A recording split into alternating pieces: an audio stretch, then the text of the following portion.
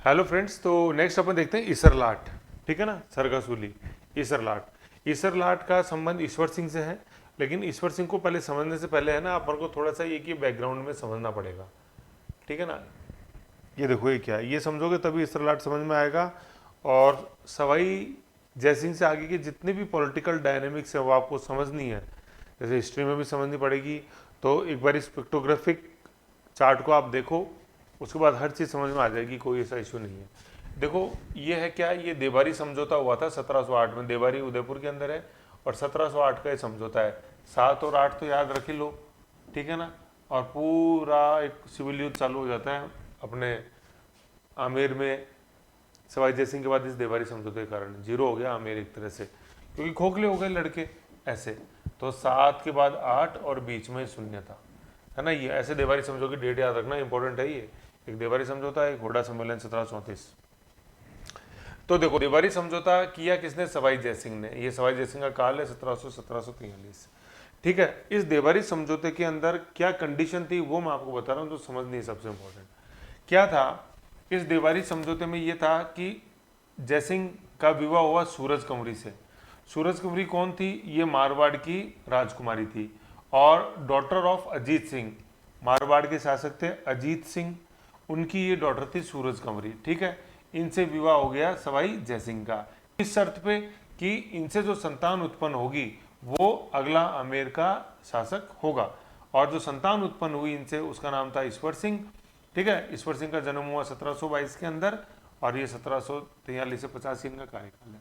ठीक है, तो पहले तो सूरज कंवरी ये पहले इनसे विवाह हुआ था। ठीक है, तो ईश्वर सिंह का जो हक था तुलनात्मक रूप से वो ज्यादा था अगला शासक बनने का। समझ गए। तो देवारी समझौते के तहत मारवाड़ की राजकुमारी सूरज कुंवरी, जो कि पुत्री किसकी थी, मारवाड़ के शासक अजीत सिंह की, उनका सवाई जयसिंह के साथ विवाह हुआ। किस शर्त पे कि इनसे जो संतान उत्पन्न होगी वो अगला जयपुर का शासक होगा, और वो संतान थी ईश्वर सिंह। समझ गए। ऐसे ही देवारी समझौते के तहत चंद्र कुंवरी, जो कौन थी, मेवाड़ की राजकुमारी की, और बेटी किसकी, मेवाड़ के शासक अमर सिंह द्वितीय, है ना, अमर सिंह सेकंड की ये पुत्री थी। और किस शर्त पे विवाह हुआ कि इनसे जो पुत्र उत्पन्न होगा वो अगला आमेर का शासक होगा, है कि नहीं। और जो पुत्र उत्पन्न हुआ वो माधो सिंह फर्स्ट था। ठीक है, माधो सिंह फर्स्ट। ये 1727 में इनका जन्म हुआ, इनका कार्यकाल है शासक के रूप में 1750 से 68, ईश्वर सिंह के बाद ही, है ना। लेकिन अब आप थोड़ा सा समझो यहाँ पे क्या, कि सवाई जयसिंह ने मारवाड़ को भी वही वचन दे दिया जो मेवाड़ को उन्होंने बाद में दिया। कहने का मतलब दोनों को वचन दे दिया कि सूरज कुंवरी को भी और अपने चंद्र कुंवरी को भी, कि जो संतान उत्पन्न होगी वो आमेर का अगला शासक बनेगा। तो दो थोड़ी ना बन सकते हैं एक शासक से, एक म्यान में तो एक ही तलवार रह सकती है। यही दिक्कत हो गई। अब जयसिंह से कैसे चूक हुई भाई, जयसिंह तो बहुत लर्नेड व्यक्ति, वो तो चाहते थे कि कैसे भी करके एक बार राजपूताना एक हो जाए। जैसे हुडा सम्मेलन भी इन्होंने 1734 में जैसे आयोजित करेंगे, 8 में हुआ ना देवारी समझौता, इसके 26 साल बाद हुडा सम्मेलन आयोजित किया सवाई जयसिंह ने मराठाओं के अगेंस्ट में। तो इनकी तो पूरी कोशिश ये थी कि कैसे भी करके राजपूताना एक बार एक हो जाए, है ना। ऐसे फिर बाद में देख लेंगे अपन। लेकिन फिर ये तो चले गए 1743 में। फिर इनके जाने के बाद जो एक गृह युद्ध उत्पन्न हुआ उसने पूरे आमेर को खोखला कर दिया और दूसरों को मौका दे दिया। नहीं तो सवाई जयसिंह वो एक व्यक्ति थे जो ऐसा आमेर छोड़े गए थे कि हो सकता है कि वो मुगल एम्पायर्स के बाद आमेर की तूती बोलती जैसे मराठाओं की बोलती। लेकिन गृह क्लेश हो गया, सिविल युद्ध हो गया, तो फिर आदमी क्या कर सकता है। आदमी सबसे लड़ सकता है लेकिन घर में नहीं लड़ सकता, ऐसे है। ठीक है ना, ये चीज है। तो ये ऐसे हो गया। फिर अब जैसे ईश्वर सिंह देखेंगे, ईश्वर सिंह ने मदद ली थी मुगलों की और सिखों की, उत्तर में जो थी, जयपुर के उत्तर में।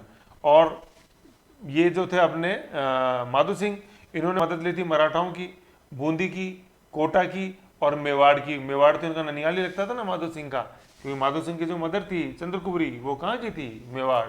मेवाड़ शासक अजीत सिंह द्वितीय की पुत्री, तो ननियाल ही था। और हाड़ौती के जो शासक थे ये इनके फेवर में थे, माधो सिंह फर्स्ट के। माधो सिंह फर्स्ट के फेवर में इसलिए थे क्योंकि ईश्वर सिंह जो था ना, ईश्वर सिंह जो थे वो सवाई जयसिंह की भी पसंद थे। ठीक है, और सवाई जयसिंह के मनमुटाव थे किससे, बूंदी और कोटा से। हालांकि जीजा ही लगते थे बूंदी शासक बुद्ध सिंह सवाई जयसिंह के, लेकिन इनका मराठाओं के प्रति झुकाव ज्यादा था बूंदी का, इसलिए जयसिंह की अपने जीजाजी से, बुद्ध सिंह से ही नहीं बनी। ठीक है ना। ऐसे। समझ गए इतनी चीज, ये है बात। अब इसमें सारा गृह युद्ध आपको समझ में आ गया।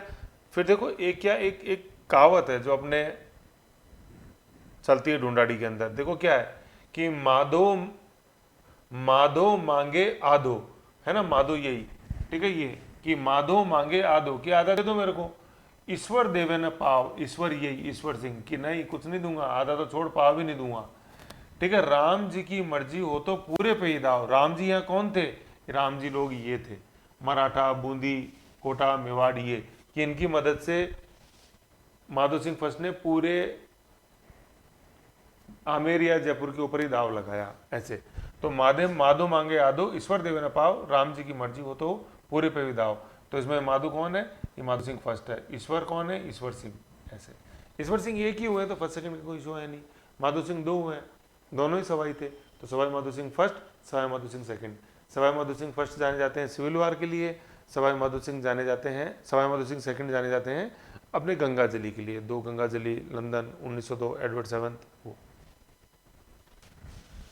सिल्वर वेसल, है ना, ये था युद्ध। अब फिर अपन जैसे क्या देखते हैं कि देखो ये थोड़ा सा ये देख लो, जिसको सबसे इंपॉर्टेंट ना सरकासूली का लेना देना इसी से, ये सारा ये था राजमहल का युद्ध। तो दोनों भाइयों में बनती नहीं थी। राजमहल का युद्ध था जयपुर और राजमहल का युद्ध था जयपुर और मराठा के बीच में। जयपुर का तो कौन था? सवाई ईश्वर सिंह जो विजयी हुए, ठीक है ना। ये राजमहल का युद्ध है 1747, बहुत इंपॉर्टेंट है। 1747 है, 1947 नहीं है। 1947 में तो भारत आजाद हुआ था, लेकिन 47 से तो याद रहेगा ना, 1947 में तो भारत आजाद हो रहा है 200 साल बाद। लेकिन 200 साल पहले देखो जयपुर के अंदर क्या थी, गुलाम होने जा रहा था मराठाओं का ऐसे, ठीक है। 1947 नहीं, 1747 राजमहल का युद्ध। राजमहल का है वर्तमान में नेवली टोंक के अंदर है। तो ये राजमहल का युद्ध हुआ जयपुर और मराठाओं के बीच में। जयपुर के जो शासक थे ईश्वर सिंह, और ईश्वर सिंह की विजय हुई। इस उपलक्ष्य में ही ईश्वर सिंह ने ईसर लाट बनाया। ईसर का तो मतलब ईश्वर सिंह, और लाट का मतलब एक पिलर नुमा बिल्डिंग, लाट। और ईश्वर सिंह के जो सेनापति थे ये हरगोविंद नाटाणी, बहुत इंपॉर्टेंट व्यक्ति हरगोविंद नाटाणी, है ना। हरगोविंद नाटाणी के पीछे के नाम के पीछे ही जो नाटाणियों का रास्ता है, इन्हीं के नाम के पीछे हरगोविंद नाटाणी की, है ना ऐसे। फिर जो कंट्रोवर्सी जुड़ी हुई है डॉक्टर को लेके हरगोविंद नाटाणी और ईश्वर सिंह, वो देखेंगे अभी अपन ईसर लाट में। कंट्रोवर्सी लेना देना उसमें कुछ नहीं है। और फिर मराठाओं की तरफ कौन थे? देखो मराठा पेशवा उस समय थे बालाजी विश्वनाथ, 1740 से 61। बालाजी विश्वनाथ ही थर्ड बैटल ऑफ पानीपत लड़ेंगे 1761 में, बालाजी विश्वनाथ, ठीक है ना। सबसे पहले जो पेशवा हुए हैं वो तो बालाजी, ठीक है, सेकंड बाजीराव और तीसरे बाजीराव, ये जो है बालाजी बाजीराव, ठीक है। उस समय जो मराठा सरदार थे, भाई पेशवा तो ये था, पेशवा क्या था? एक तरह से मराठा सेनापति को पेशवा बोलते थे। भाई मराठा जो राजा होता था उसको तो छत्रपति बोलते थे, जैसे छत्रपति शिवाजी, ठीक है। फिर शिवाजी के बाद जो सेकंड इन कमान था वो था पेशवा ऐसे। और फिर मराठा सरदार कौन थे? ये सेनापति के नीचे जैसे जो मिलिट्री चीफ जो हुआ करते थे ना, ये लोग वो थे। तो जैसे होलकर जो थे ये इंदौर के थे, इंदौर में इनका हेडक्वार्टर था, इंदौर ये भोपाल इंदौर एमपी। सिंधिया जो थे ये ग्वालियर में थे, ठीक है ना। भोंसले जो वो नागपुर में थे, और गायकवाड़ अपने बड़ौदा के अंदर थे, गुजरात। तो 4 सरदार थे मराठाओं में, लेकिन राजस्थान से लेने देना 2 का, होलकर का और सिंधिया। तो होलकर में थे मल्हार राव होलकर, कॉन्फिडेंस से बोलना है पूरा, मल्हार राव होलकर।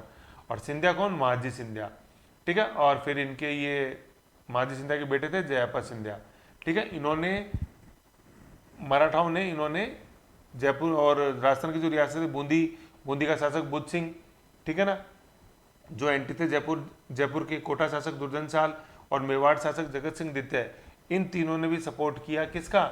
मराठाओं का। और जयपुर के जो उस समय थे व्यक्ति माधो सिंह फर्स्ट, जो कि सवाई ईश्वर सिंह के भाई थे, उन्होंने मराठाओं के सहयोग से जयपुर पर आक्रमण किया।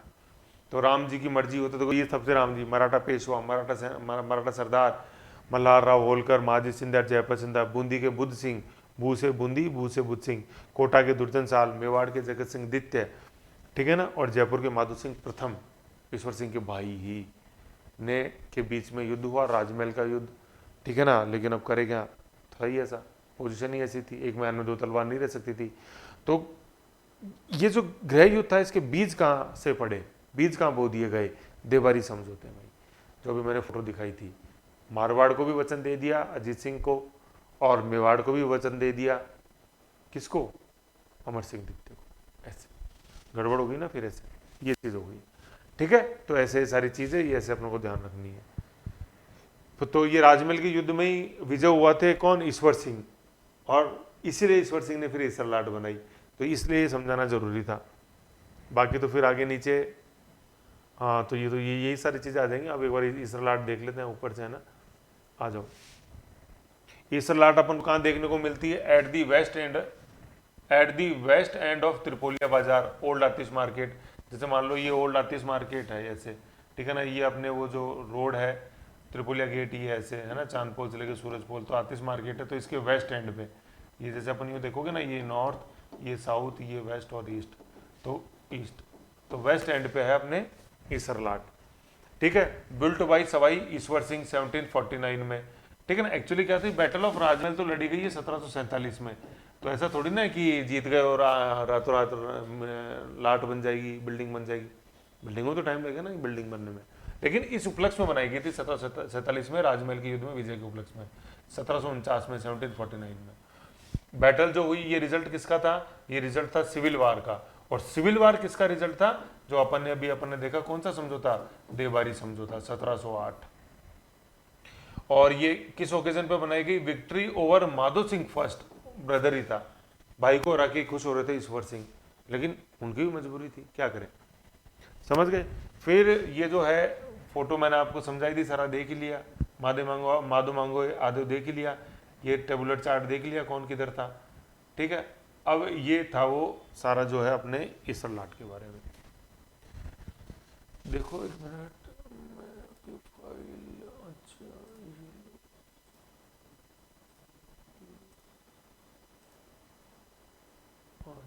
ये चालू रिकॉर्डिंग, ओके,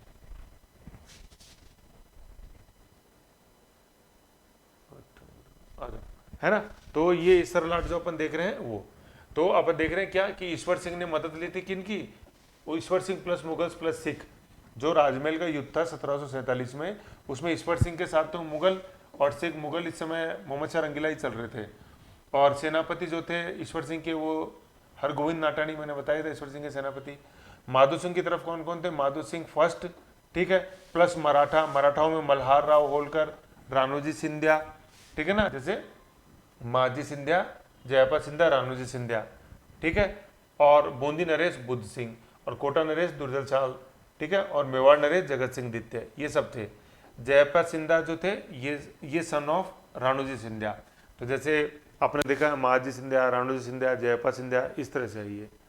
फिर जो सबसे इंपॉर्टेंट चीज है वो आर्किटेक्ट कौन था, मतलब वास्तुकार कौन था इसका, ईसरलाट का, तो ये कौन है, गणेश खोवन, खोवान या खोवन, है ना, गणेश खोवान। जैसे अपन ने जन्म उसका हवा महल का देखा था कौन, लालचंद उस्ता, ऐसे ऐसे गणेश खोवान किसके, ये गणेश खोवान किसके हैं, सरगासुली के, सरगासुली मतलब स्वर्ग तक जाती है ये, इसलिए इसको सरगासुली बोलते हैं। ईसरलाट ईश्वर सिंह ने बनाई।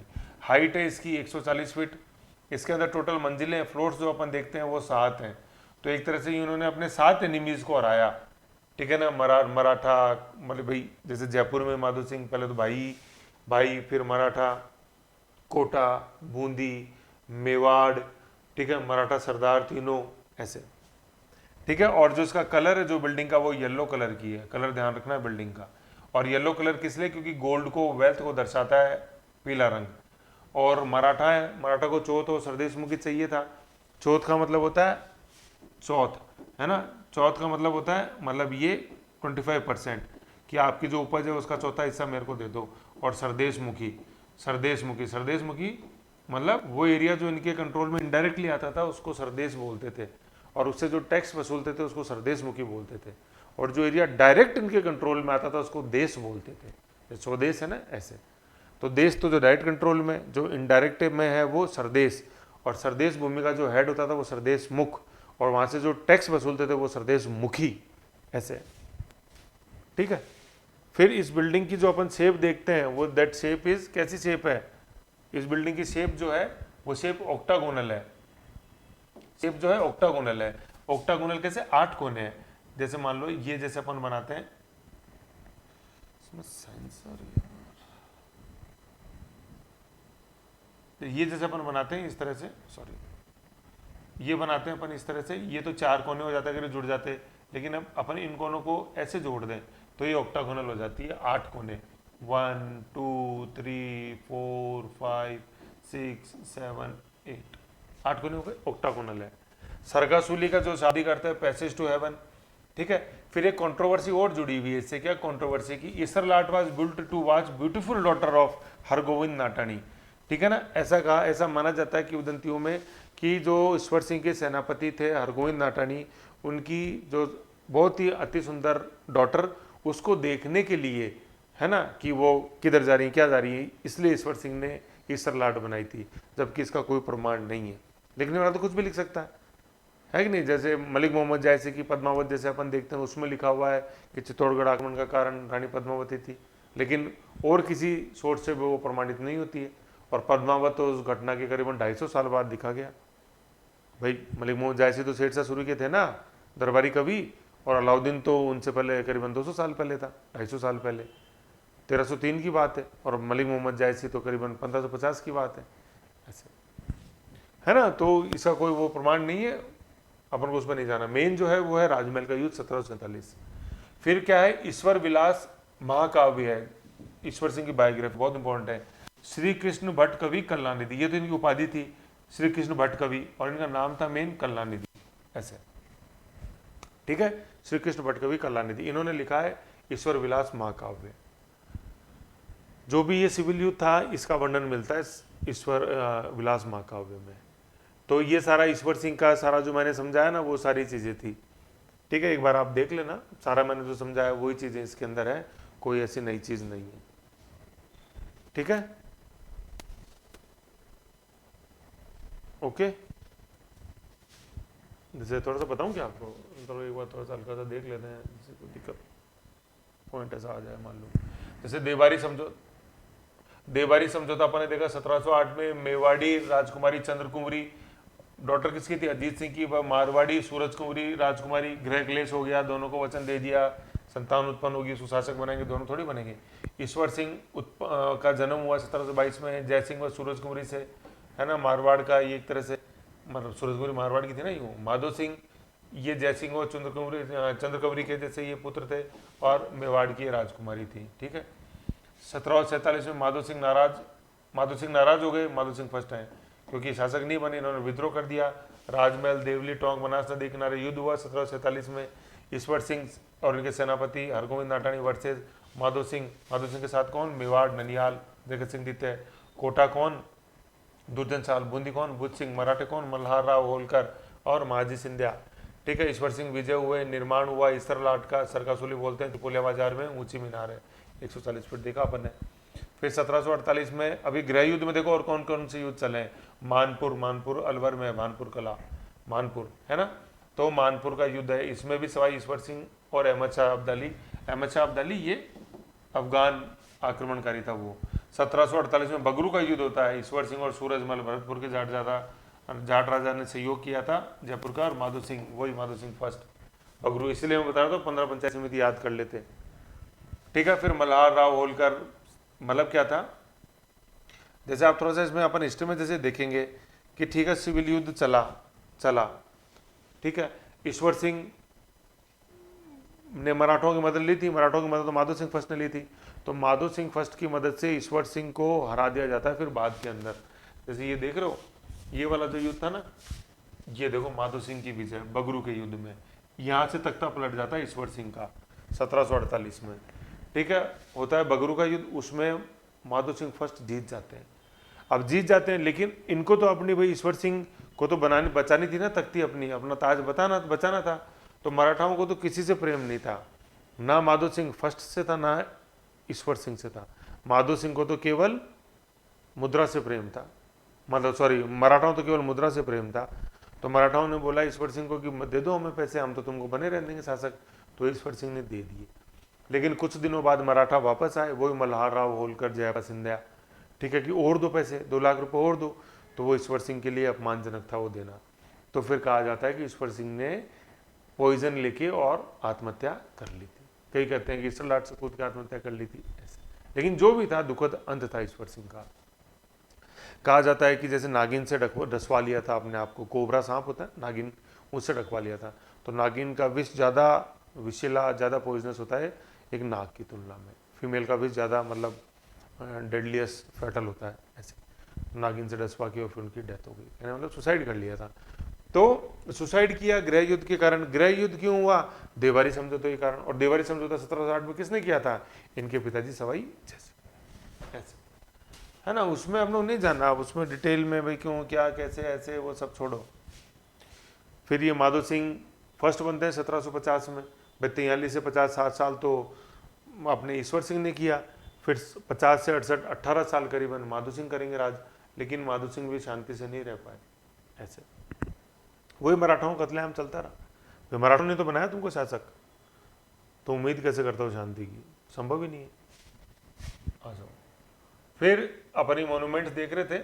ईसरलाट के बाद अपन नेक्स्ट देखते हैं अपना रामनिवास बाग। तो रामनिवास बाग में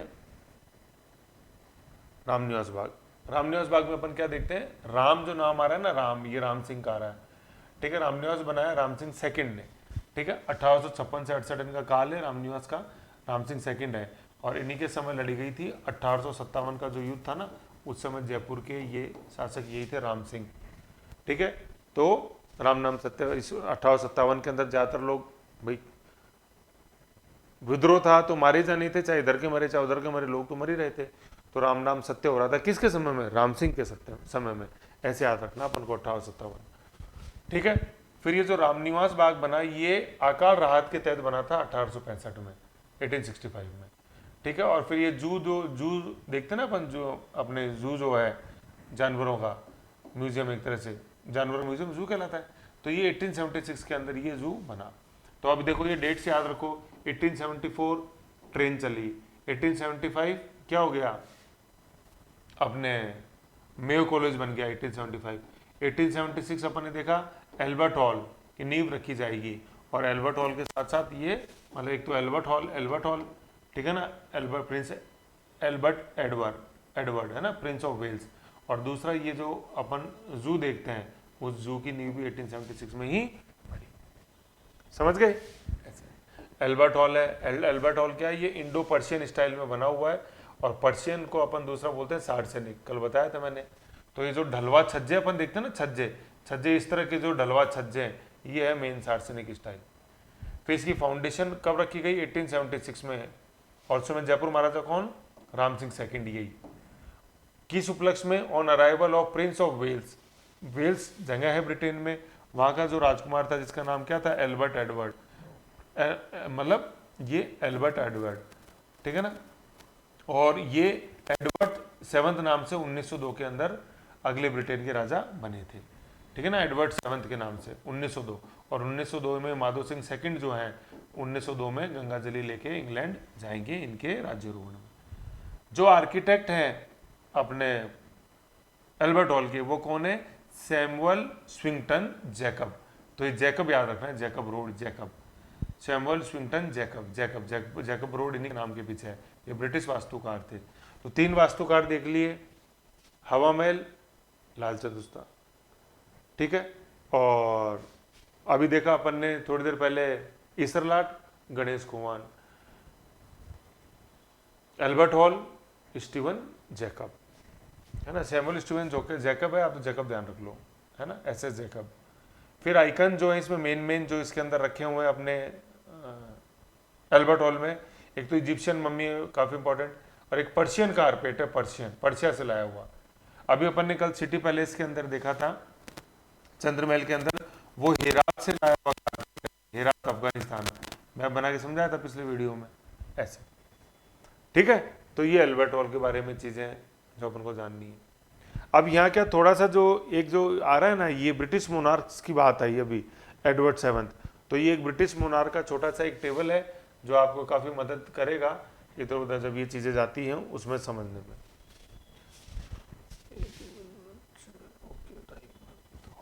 चलो, है ना, ये ब्रिटिश मोनार्क्स का थोड़ा सा देख लेते हैं। एक तो अपन जैसे देखते हैं क्वीन विक्टोरिया। क्वीन विक्टोरिया का जो काल है 1837 से 1901 है। विक्टोरिया एक नंबर की विजय चाहिए हमको 1901, क्योंकि ये विक्टोरिया क्रॉस जैसे जो कॉन्सेप्ट है ना वो यहाँ से है, ठीक है ना, 1837 से 1901। फिर एडवर्ड सेवंथ, ये एल्बर्ट हॉल वाले ही हैं ये, जिन्होंने एल्बर्ट हॉल की नींव रखी थी, एडवर्ड।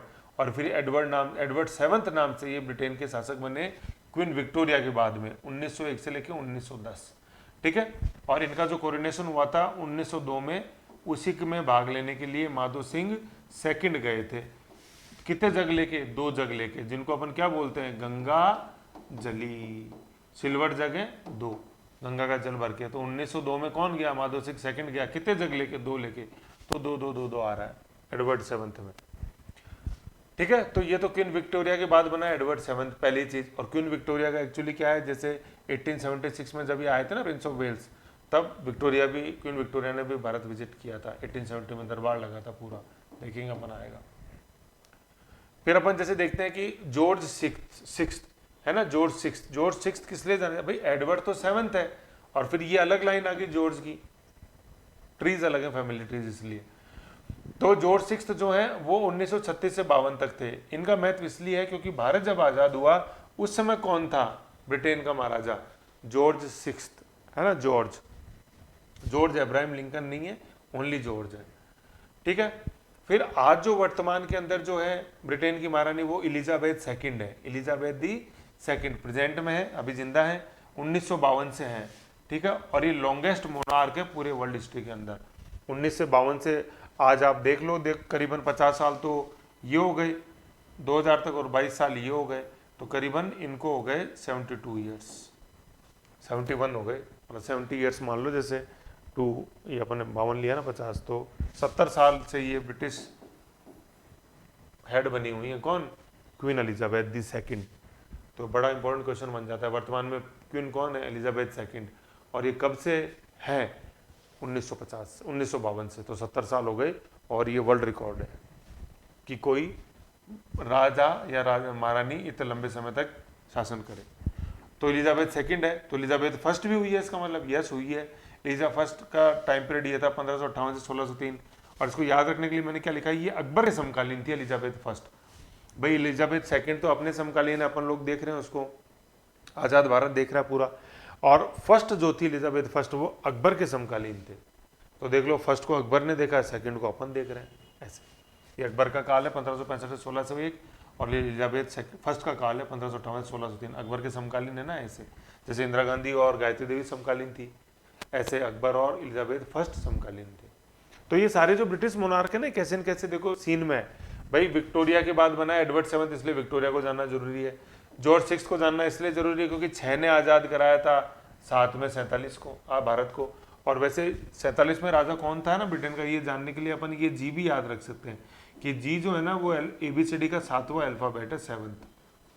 भाई जी जो है ना ABCDEFG 7th नंबर पे आता है, तो 7 का मतलब 1947 में कौन था ब्रिटेन का राजा? जॉर्ज, ठीक है ना, जॉर्ज द सिक्स्थ, ठीक है। और एलिजाबेथ को इसलिए जानना है क्योंकि ये प्रेजेंट में एलिजाबेथ सेकंड। एलिजाबेथ फर्स्ट को इसलिए जानना है क्योंकि जब एलिजाबेथ सेकंड है तो फर्स्ट भी कोई हुई होगी, बिल्कुल हुई है, और वो अकबर के समकालीन थी 1558 से 1603, ऐसे, है ना। तो कोई भी एब्सर्ड नहीं है इसके अंदर। एब्सर्ड तो इसलिए लग रहा है क्योंकि तनाव में आप पढ़ते हो, इसलिए। तनाव में नहीं पढ़ोगे, खुश मिजाज होकर पढ़ोगे तो ऑटोमेटिक चीज दिमाग में फिट होंगी, है ना।